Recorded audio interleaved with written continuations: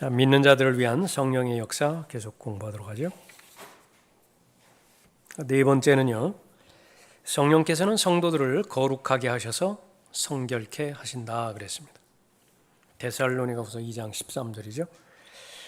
그러나 주께 사랑받는 형제들아, 우리가 너희에 대하여 하나님께 항상 감사를 드림이 마땅함은 하나님께서 처음부터 너희를 택하시어 성령의 거룩케 하심과 진리를 믿음으로 구원을 받게 하심이니. 성경에서 감사의 제목, 첫 번째, 두 번째, 세 번째, 그 우선순위에 맞추는 것이 성경을 공부한 성도들이 잘 배운 결과이겠죠. 하나님의 나라와 하나님의 의를 먼저 구하라고 했을 때에 그 명령에 순종한 결과 온전한 감사가 넘치기 때문에 그렇습니다. 그러면 제일 먼저 감사를 드리는 것이 무엇이냐? 그것도 항상 감사를 드리는 것이 마땅하다 그랬죠. 성령 하나님을 보내주심을 감사를 드리는 것입니다. 성령 하나님을 보내주셔서 구원이 이루어졌죠. 또 진리를 믿을 수 있는 믿음을 선물로 허락해 주셨습니다. 그 결과 거룩하고 성별된 삶을 살 수 있도록 해주셨습니다. 우리가 삶을 살아가는 데 있어서 변하는 것들이 있고 변하지 않는 것이 있습니다. 지혜로운 삶의 패턴은 변하지 않는 것을 주신 것에 대해서 비교할 수 없는 가치를 하나님 앞에 드리고 감사하는 거죠. 돈은 있다가도 없어지는 것이고요. 지금 아무리 건강이 보장된다 하더라도 내일 일을 알 수가 없는 것입니다. 또 하나님께서 말씀하셨듯이 인생의 의미는 소유에 달려있지 않아요. 매일매일마다 고백해야 됩니다. 인생은 소유에 달려있지 않다. 인생은 소유에 달려있지 않다. 로마 장군이 전쟁에서 승리하고 개선문을 통과할 때 노예 하나를 시켜서요. 아무리 위대한 장군이라 하더라도 그 장군의 이름을 부르고서 당신은 반드시 죽습니다. 당신은 반드시 죽습니다. 그렇게 외치게 했던 관습이라고 하는 것은 교만해지지 말라는 것이죠. 무엇이냐 그러면 흔들리지 않는 반석이 무엇이고 흔들리는 것들이 무엇인가. 성경에 따르면 거의 모든 것이 다 흔들립니다. 심지어는 왕국까지도 다 흔들린다 말씀하고 있죠.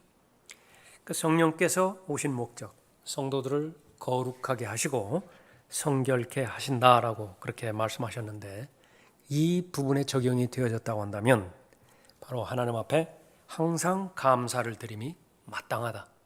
그 자세를 취해야 되는 것입니다. 베드로전서 1장 2절에서도 곧 하나님 아버지의 미리 하심을 따라 성령의 거룩케 하심을 통하여 순종함과 예수 그리스도의 핏부림으로 택함 받은 자들에게 편지하노니 은혜와 평강이 너희에게 충만할지어다. 하나님의 은혜와 하나님의 화평, 하나님의 평강이 없이는 사람은 살 방법이 없습니다.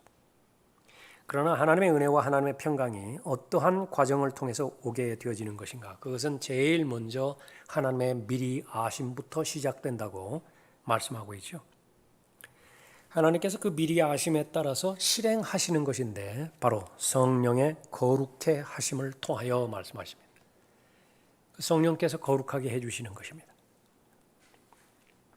그 결과 하나님의 역사에 따라서 우리가 순종할 수 있죠. 그러면 지속적으로 거룩한 삶을 잘 사는 것입니다. 성령께서는 성도를 세상으로부터 분리시켜 하나님께서 쓰실 수 있도록 하나님을 위해 따로 떼어 놓으신다. 하나님께서 성전을 건축하기 위해서 백향목을 벌목을 해서 제목으로 삼죠.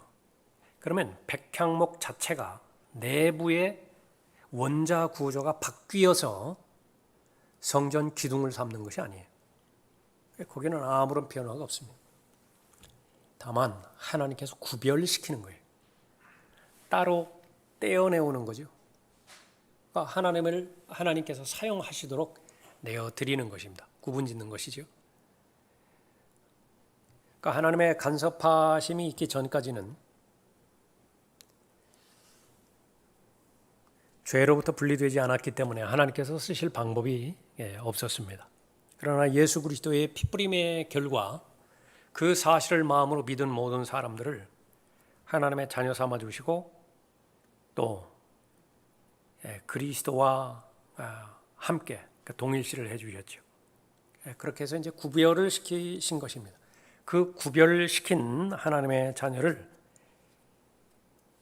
죄와 악으로 오염된 세상으로 다시 보내시는 것이, 그것이 소금의 역할이고 그것이 빛의 역할입니다.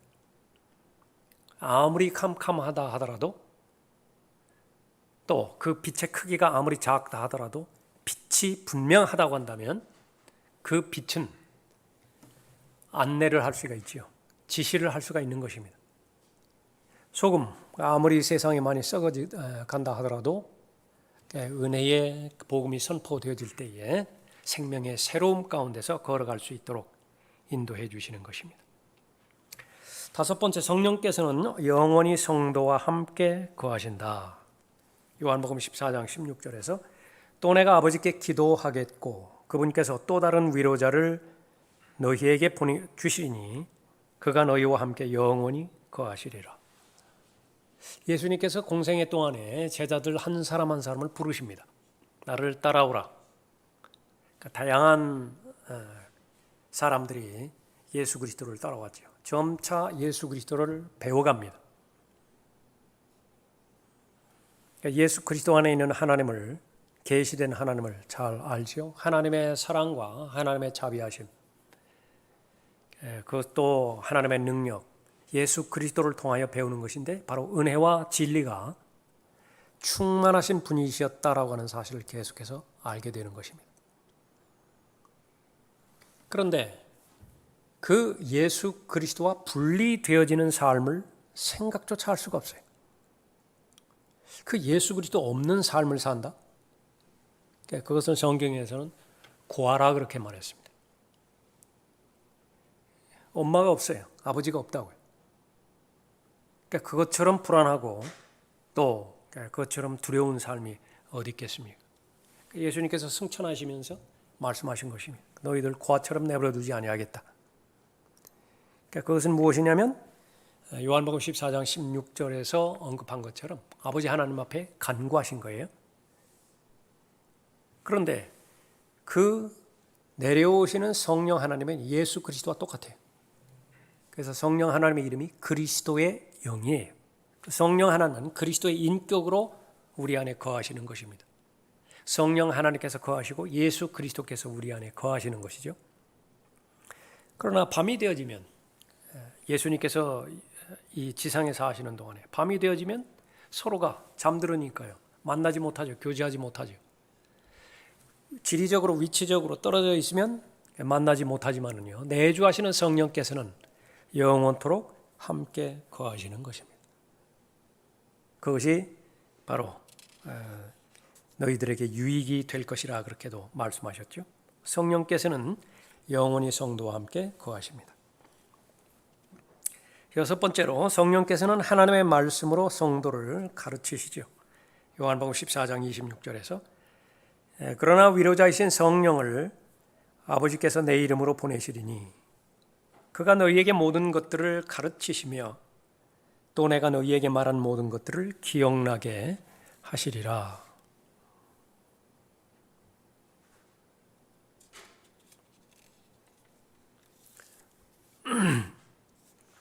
성령 하나님을 요한복음 6장 13절에서는 진리의 영이라 말씀하셨죠. 성령 하나님을 그리스도의 영이라고 말씀하셨는데 같은 맥락입니다. 진리는 바로 예수 그리스도시죠. 예수 그리스도를 잘 알아가는 것이 진리의 지식에 다다르는 것인데 많은 경우에 성경에서 언급한 것처럼 그리스도를 잘못 배운 사람이 있어요. 그리스도를 어떻게 잘못 배운 것이냐? 그러면 예수 그리스도께서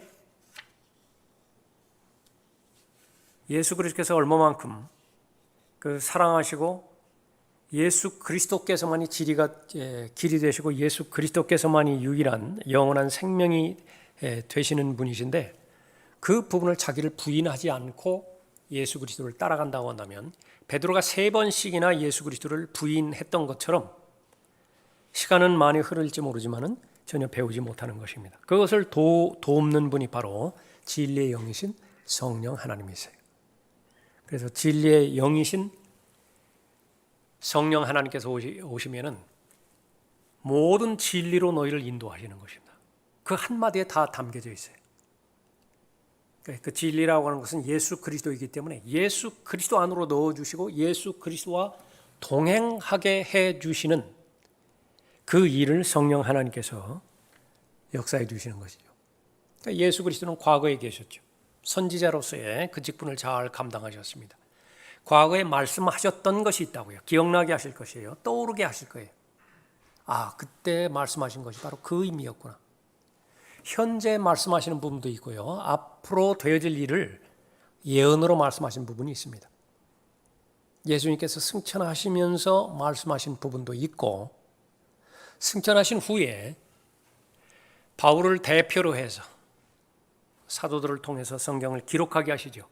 그 앞으로 되어질 일들을 기록하게 하셨는데 그 모든 것들이 믿음의 창시자의 완성자이신 예수 그리스도께로 집중이 되어집니다. 그러니까 예수 그리스도를 알아야 돼요. 많은 것들을 알았는데 예수 그리스도를 모른다. 많은 것들을 알았는데 예수 그리스도의 마음과 그 생각으로 내 마음이 무장되지 않았다.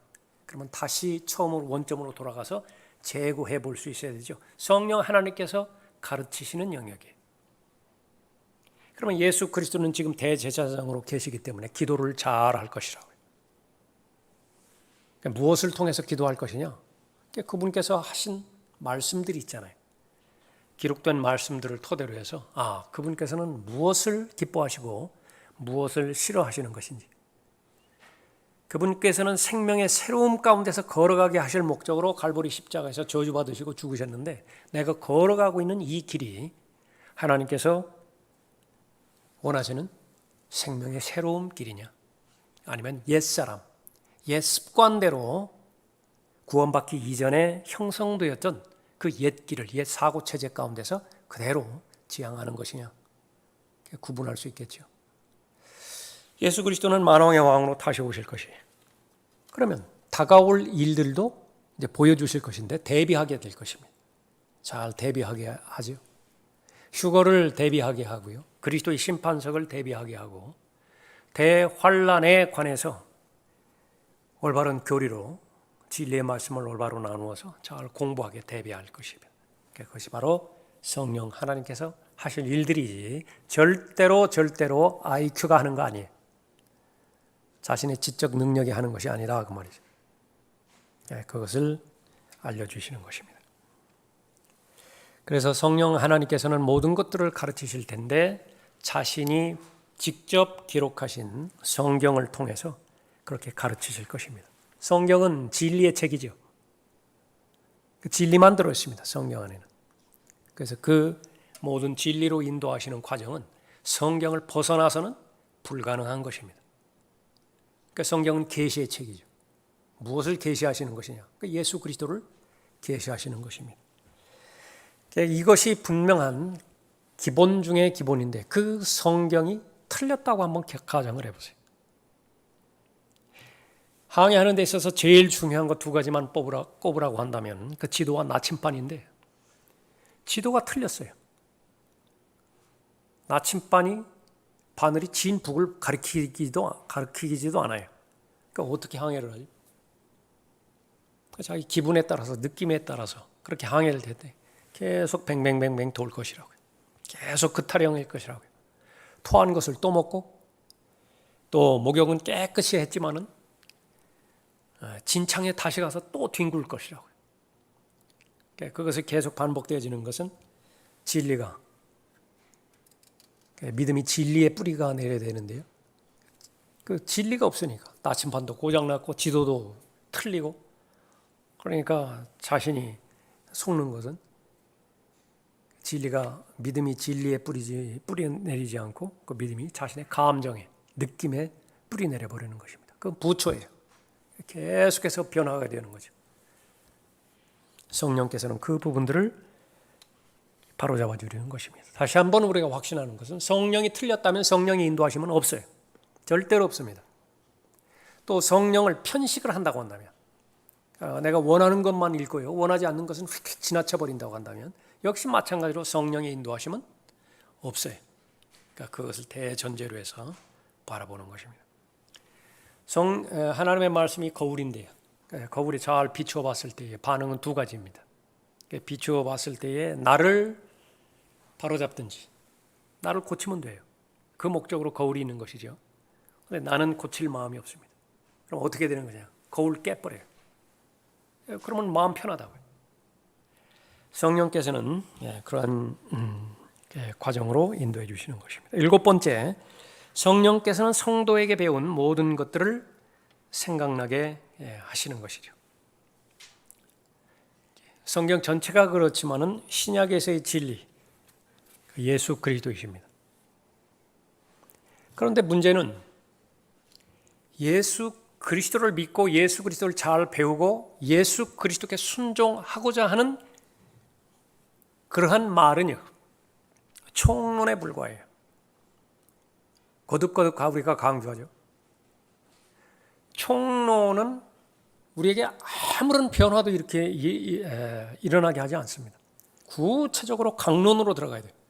각 사항으로 들어가야 된다고 말이에요. 그러면 강론으로 들어가는 것은 무엇이냐 그러면 성경이 기록된 진리라고 하는 것은요, 오류로부터 보호해 주시는 역할이 크거든요. 그러니까 바울이 열심히 전파하고 열심히 가르치고 열심히 설교했는데도 불구하고 극히 소수의 사람들만 정상적인 삶을 살아가요. 나머지 사람들은 어떻게 되는 것이냐? 다 오류에 빠진 거예요. 대표적인 것이 고린도 교회죠. 은사를 주신 목적이 무엇이었어요? 지식과 지혜를 주신 목적이 무엇이었느냐고요. 또 그렇게 복음 전파자와 사도와 같은, 바울과 같은 사도들을 계속 보내주신 목적이 뭐예요? 그것은 생명을 주기 위함이고 또 성숙과 성장을 위한 그런 동기와 목적이었었는데요, 오히려 하나님의 대적자가 되어버렸어요. 바울을 대적한다고요. 왜 그렇죠? 또 다른 예수 때문에 그래요.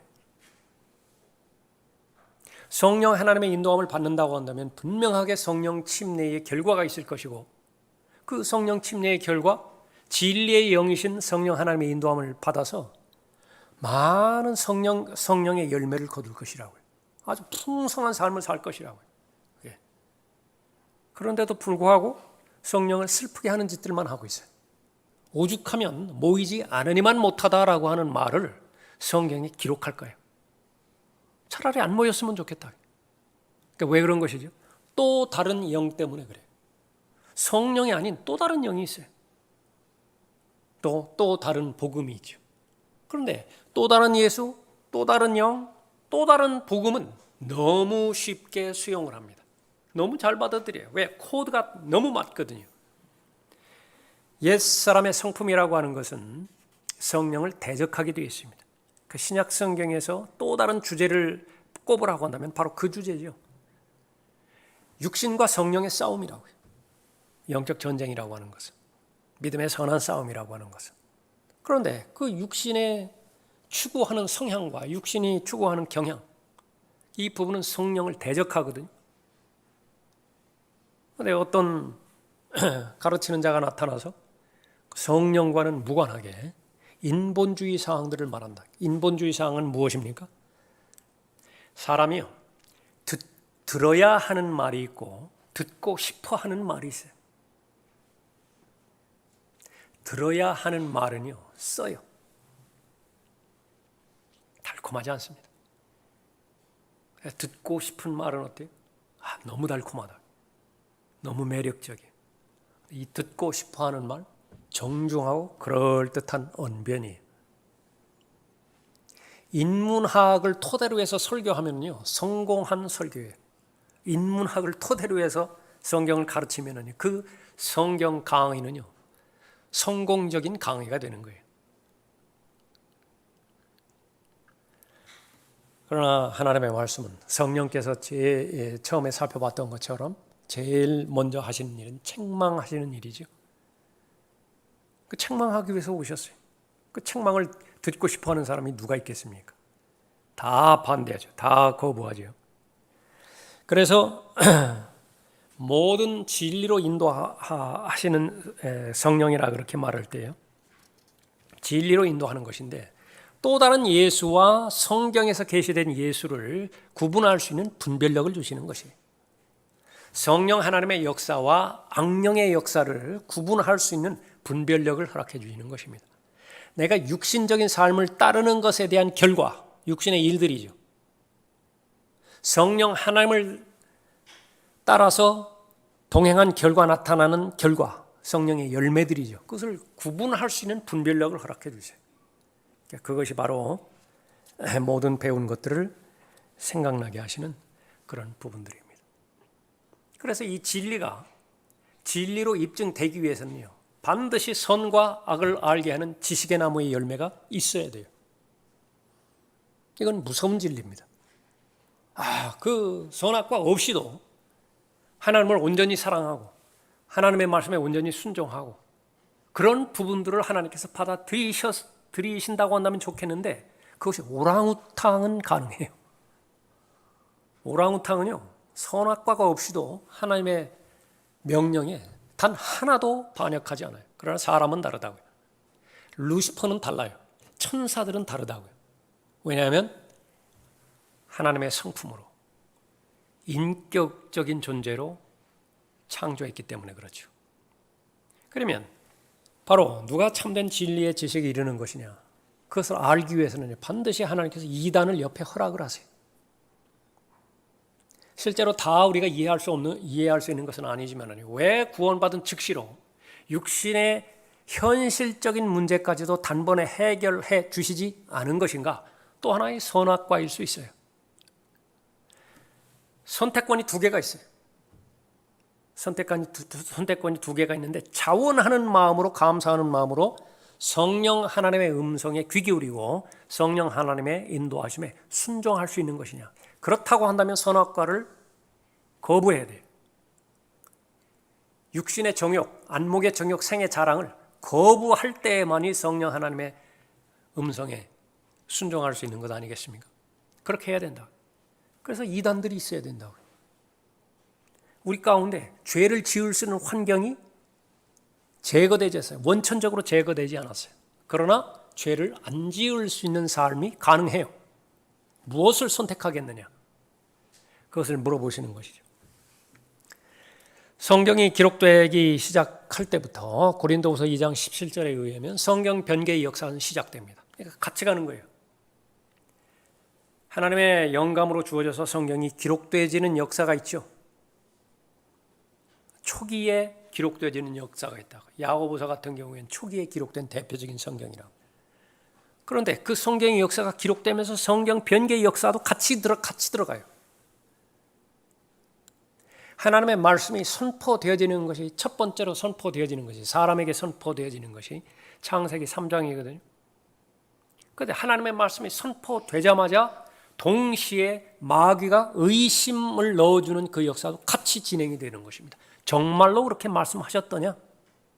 예? 그 둘 사이에서 무엇을 결정할 것이냐?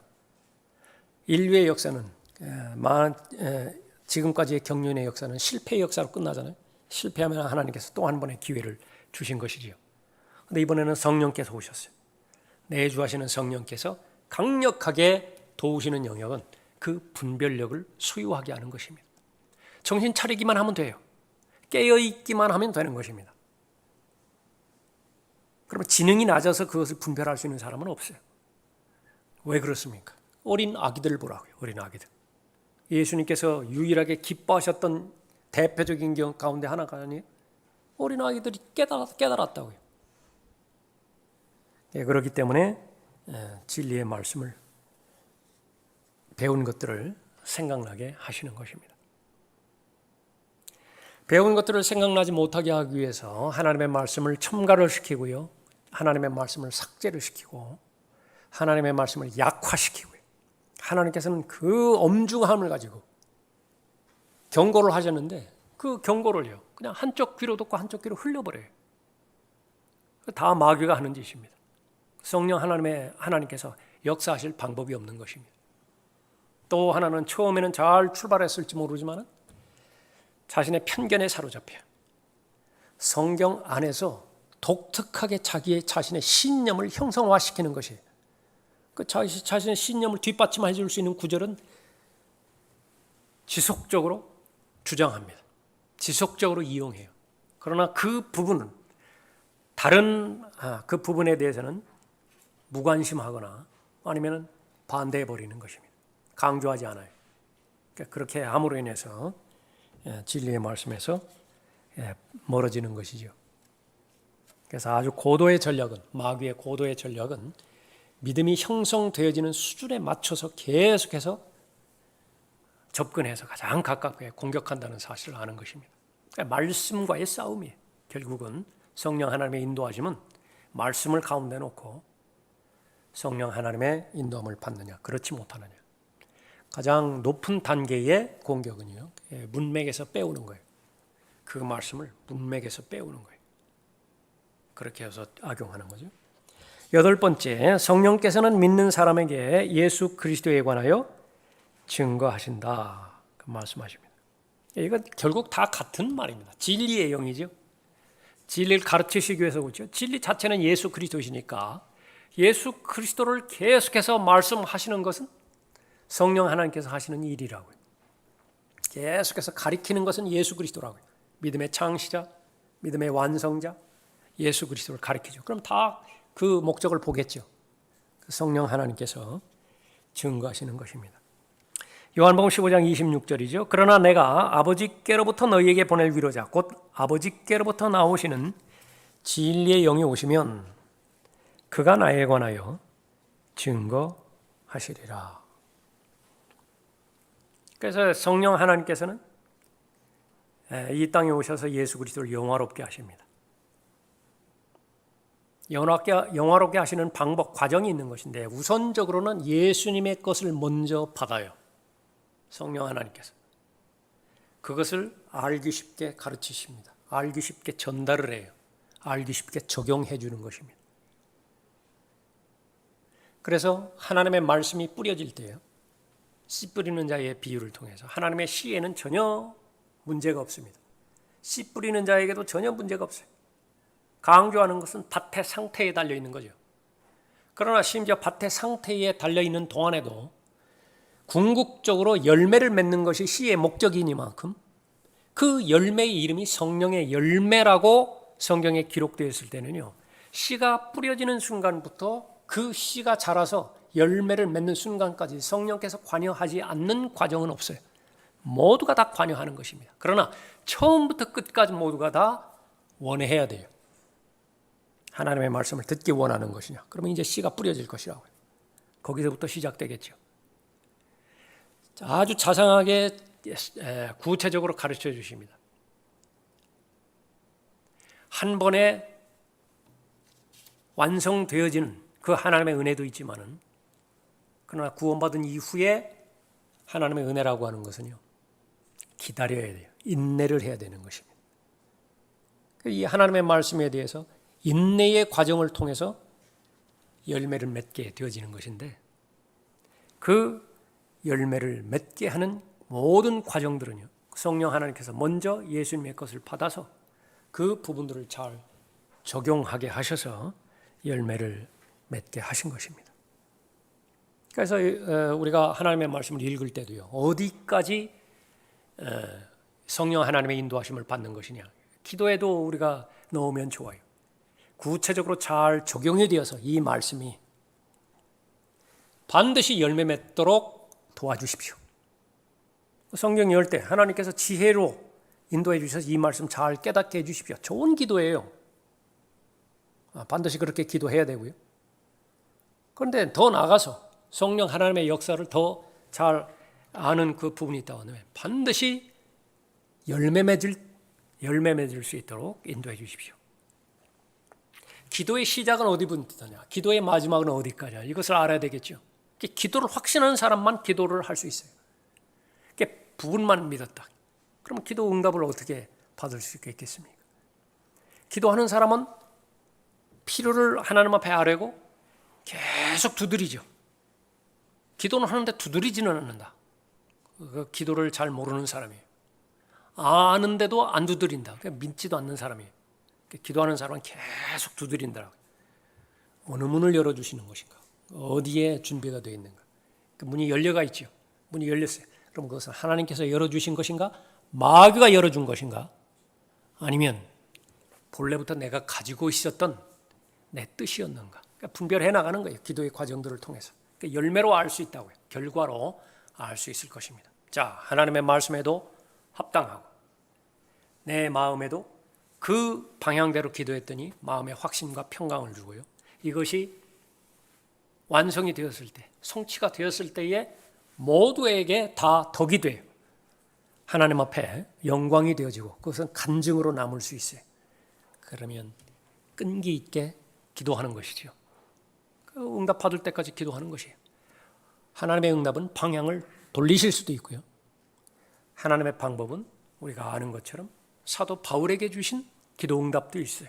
더 큰 영광을 위해서 지금 잠정적으로 하나님께서 들어주시지 않는 그런 기도 응답도 있단 말이죠. 거기까지 가야 기도가 되는 것입니다. 누가 하시는 거죠? 역시 마찬가지로 성령 하나님께서 하시는 것이에요. 말할 수 없는 탄식으로요, 성도들 안에서 중보하시는 것입니다. 모두가 다 진리의 지식 가운데 이르도록 인도하시는 것이죠. 성령 운동한다라고 하는 사람들, 성령 부르짖는 사람들, 입만 열면 성령 체험하는 사람들, 그러니까 실제로는 성령에 대해서 ABC도 모르는 사람들입니다. 성령 하나님은 구원받은 성도들 안에 조용히 내주하세요. 혼미스러운 영이 아니에요. 하나님의 영은 질서 있는 하나님이시고요. 신실한 성도의 삶을 인도하시는 하나님이십니다. 부산한 거 아니에요. 꾸준하고요.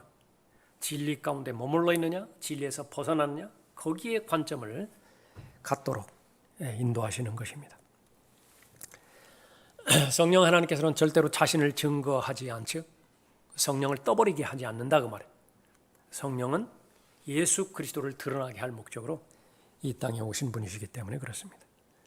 그래서 예수 그리스도를 드러나고 예수 그리스도를 증거하게 하실 목적으로 성도들의 마음을 충만하게 채우십니다. 성령 충만의 목적이기도 하죠. 그래서 성령으로 충만한 사람은 기분만 좋다 그런 것이 아니라 그 사람 입에서는 끊임없이 예수 그리스도의 이름이 불려진다고요. 그 사람의 입에서는 끊임없이 진리가 증거되어지는 것입니다. 예수 그리스도 이름이 증거되어지고 그 사람의 입에서 진리가 증거될 때예요. 그 사람의 삶이 거룩한 삶이 되지 않겠어요? 그 사람의 삶이 경건한 삶이 되지 않겠어요? 거기에는 반드시 박해가 따를 것이라고 미리 알려주시죠. 그걸 다 알고 있어요. 자신이 경건한 삶을 목표로 하고 거룩한 삶을 목표로 해서 성령 하나님의 절대적인 도움이 필요하다. 그런데 이것은 성령 하나님의 도움을 받아서 자신이 증명되고 자신이 입증되고 자신의 이름이 드러나는 것이 결코 아니라 침례 요한의 고백처럼 자신은 쇠해지는 거예요. 시간이 지나면 지날수록 그 사람이 있었는지 없었는지 모른다고 말이에요. 그 사람의 마음의 상태는 산 정상에서 분명히 셋이 있었다고요. 아론과 훌과 모세가 있었다고요. 그런데 다 끝나고 나서 전쟁 다 끝나고 나서 회중으로 들어갔을 때요. 모세가 막 모세 이름이 드높여지는 거예요. 아론의 이름도 드높여진다고요. 그러나 훌은 간 데도 없어요. 강력하게 성령 하나님의 역사를 예표하고 있는 것입니다. 그런데 이름은 없다고요. 그러나 절대적으로 만족하는 것이에요. 삶이라고 하는 것이 그런 것이에요. 그리스도인의 삶이라고 하는 것이. 원래 그런 거 아니겠어요? 청지기의 삶인데 주인이 영광을 받아야 되지. 청지기가 영광 받으면 어떻게 돼요? 주인과 종의 관계를 얼마나 많이 강조하고 있습니까? 신약 서신의 교리로. 그 노예가 무슨 영광을 받아요? 그 노예는 할 일을 했을 뿐이에요. 밭에 나가서 열심히 일하는 것도 노예가 마땅히 해야 되는 일이고요. 그거 끝났다고 해서 집에 와서 쉬는 것도 아니에요. 밥상 차린다고요. 밥상 차렸다고 해서 자기가 먼저 숟가락 드는 것도 아니라고 그랬죠. 주인이 먼저 숟가락 든다고요. 그렇다고 해서 한 일들에 대해서 마땅히 칭찬을 받아야 되겠느냐? 그런 것도 아니라고요. 그런 종의 삶을, 청직의 삶을 잘 살았을 때에 하나님께서는 단 하나도 잊지 않으신다. 모든 것들을 다 기억하시고 그리스도의 심판석에서, 그것은 보상의 자리죠. 보상의 자리에서 상 주시는 것입니다. 그 모든 과정을 내가 당연하게 믿는다, 마땅히 믿는다. 하나님께서 제일 좋아하시는 사람이라고 히브리서 11장 6절에서 말씀하고 계시죠. 그러니까 그것이 믿음입니다. 그러니까 그 믿음을 형성하게 하시는 분이 바로 성령 하나님이십니다.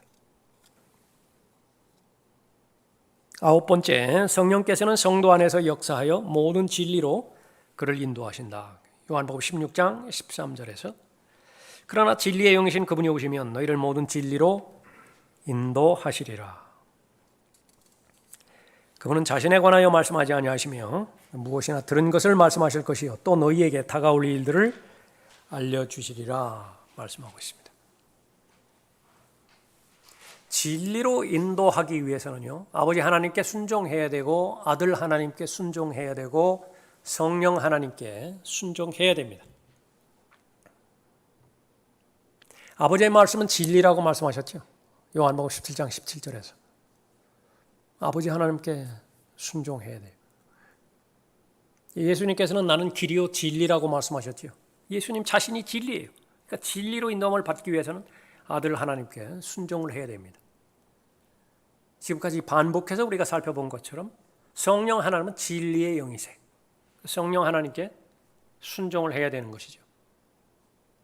그렇게 되면 하나님의 약속은 모든 진리로 인도하실 것이라고 말씀하고 있습니다. 성경에 기록된 말들 가운데서요, 그 참이 아닌 사실들이 꽤 들어 있습니다. 거기에는 시기하고 조롱하는 말도 있고요, 아주 냉소적인 말도 있어요.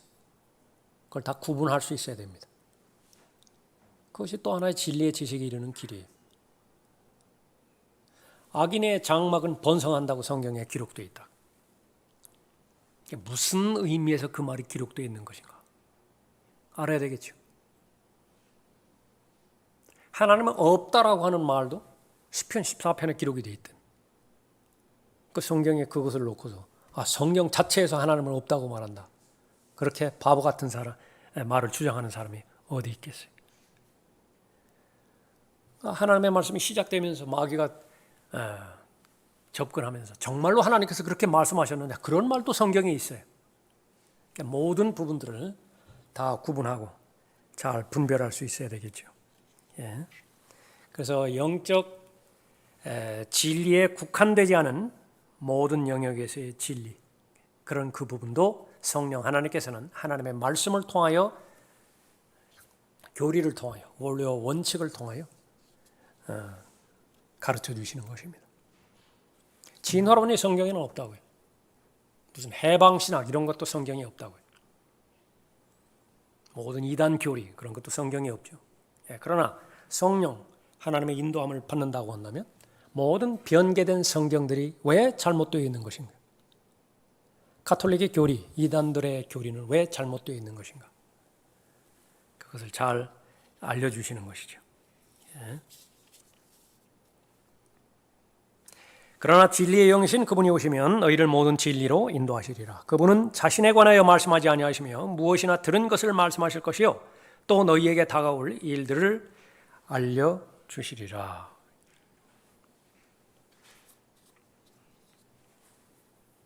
예수 그리스도께서 죄인들을 위하여 죽으셨죠. 죽은 지 사흘 만에 성경의 예언대로 부활하셨습니다. 이스라엘은 반드시 부활할 거예요. 허물과 죄들 가운데 죽었던 영은 부활할 것입니다. 그뿐만 아니라 몸도 부활할 것이에요. 성경에는 7가지 부활에 대해서, 최소한 7가지 신비에 대해서도 기록하고 있습니다. 7가지 침례에 대해서도 언급하고 있죠. 이 모든 부분들을 성령 하나님께서 알려주시는 것입니다. 하나님의 아들이기 때문에 받아야 되는, 매일매일 부지런하게 심판해야 되는, 아들로서 받아야 되는 심판도 있고요. 좀 전에 살펴봤던 것처럼 그리스도인은 종이기 때문에, 청지이기 때문에 주인을 섬기는 사람인데, 그것은 그때그때 심판받지 않고 그리스도의 심판석에 가서야 심판을 받죠. 그리스도의 심판석이라고. 이방인도 심판받고요, 유대인도 심판받고요, 대환란이라고 하는 이름으로 유대인들은 심판을 받는 것입니다. 죽은 자들로부터 부활한 사람이 있고요, 그것이 첫 번째 부활이라고 말씀하셨죠. 구약 성도의 부활이 있고 신약 성도의 부활이 있고 환란 성도의 부활이 있습니다. 그 나머지는 죽은 자들의 부활이에요. 죽은 자들로부터 부활하는 것이 아니라 죽은 자들로부터 부활할 때에 부활에 참여하지 못하고 그대로 누워 있는데, 나머지가 죽은 자들의 부활이 있다고요. 큰 백보자의 심판이죠. 성경에는 7가지의 심판이 있습니다. 그런 부분들을 알려주시기 위해서 오신 것입니다. 교회는 대환란이 시작되기 전에 휴거될 것이고요, 대환란이 시작되어지면 대환란이 끝나기 바로 직전에 환란 성도도 휴거가 될 것이에요. 그 두 가지 휴거는 달라요. 대상도 다르고 약속도 다르고 보장도 다른 것입니다. 그 두 가지를 구분하지 못하면 마귀 신학이 판쳐버리는 것입니다.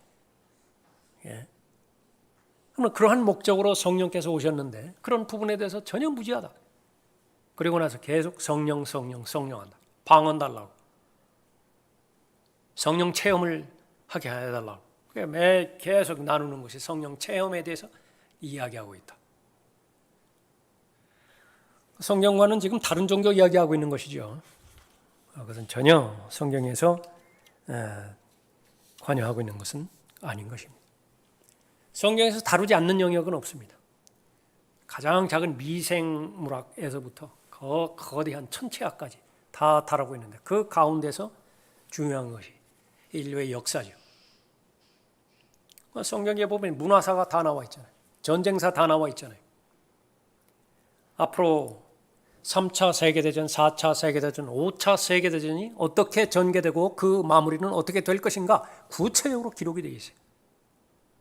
지금 현재 이스라엘의 위치와 앞으로 있게 될 이스라엘의 미래, 그 부분에서 이미 다 제시하고 있습니다.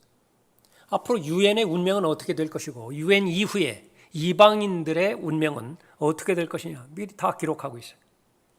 그것이 바로 성령 하나님께서 역사하신 그런 그 일들입니다. 성령께서 제일 먼저 이 진리의 말씀을 이루게 하기 위해서 성도들에게 도전하는 것은요, 동기를 부여하는 것은 성경을 읽으라는 것입니다. 성경을 공부하라는 것이죠. 성경을 들으라는 것이. 그래서 그것이 계시의 책 이름도 계시의 책 자체가 있죠. 요한계시록입니다. 그 요한계시록은 무엇이냐? 그 예수 그리스도를 잘 알라 그 말이에요. 요한계시록 1장 1절에서 예수 그리스도에 관한 계시라. 이는 하나님께서 반드시 속히 일어날 일들을 그의 종들에게 보이시려고 그에게 주신 것이요 그의 천사를 그의 종 요한에게 보내어 알게 하신 것이니라. 요한은 하나님의 말씀과 예수 그리스도의 증거와 자기가 본 모든 것을 증거하였느니라. 이 예언의 말씀을 읽는 자와 듣는 자들과 거기 기록된 것들을 지키는 자들은 복이 있나니 이는 그때가 가까움이라. 이 모든 과정들을 성령 하나님께서 이렇게 주관하고 계시는 것이죠. 그래서 오직 성경만을 통해서 다가올 일들을 알려주시고 가르쳐 주십니다. 그럼 가장 잘 대비하는 사람은 어떤 사람이에요? 가장 현명한 사람은 사실을 사실대로 알고 정확하게 대비하는 사람이에요. 뜬 소문 듣고 거의 도박에 가깝게 자신의 미래를 대비하는 사람은 부질없는 사람입니다. 그것은 어리석은 그런 사람이죠. 자, 오늘은 9번째까지 살펴봤습니다.